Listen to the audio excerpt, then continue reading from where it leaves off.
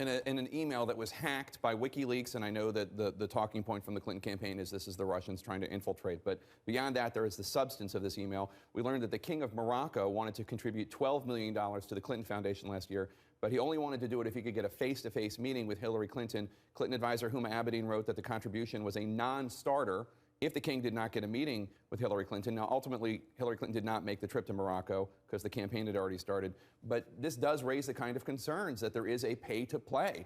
He wanted to meet with Hillary Clinton, $12 million for the foundation. I mean, doesn't this feed into one of the concerns that voters have about Hillary Clinton and the Clinton Foundation? Well, I'm glad you asked the question for that reason. It was known for a long time that the Clinton Foundation's conference was held in Morocco. It has been known for a very long time that Secretary Clinton chose not to attend that conference. So there isn't anything new here. Well, Bill and Chelsea did. They did, but Secretary Clinton chose not to.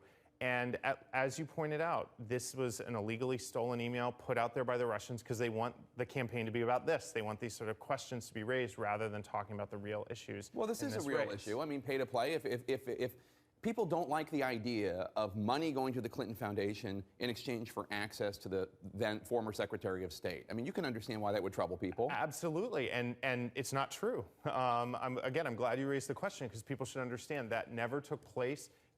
Secretary Clinton always met the highest ethical standards when she was Secretary of State, when she was United States Senator. There were systems put in place to prevent exactly what you're talking about. And again, the Russians illegally stole these emails. They're selectively dumping them out. I can't even verify whether the actual content in them is real. But this is the conversation they want us to have versus how Hillary's going to create jobs, how Hillary's going to help lower Well, when costs Hillary Clinton was of healthcare. Secretary of State, and this is not from WikiLeaks, this is from a Freedom of Information Act request, when Hillary Clinton was Secretary of State and the Haiti relief program was going on, and the State Department and the Clinton Foundation were working on that, emails were sent to the State Department in which people who were quote-unquote friends of Bill, FOB, were highlighted. Why would they be highlighted if it wasn't because cronies of the Clintons would be given access and contracts to help rebuild Haiti?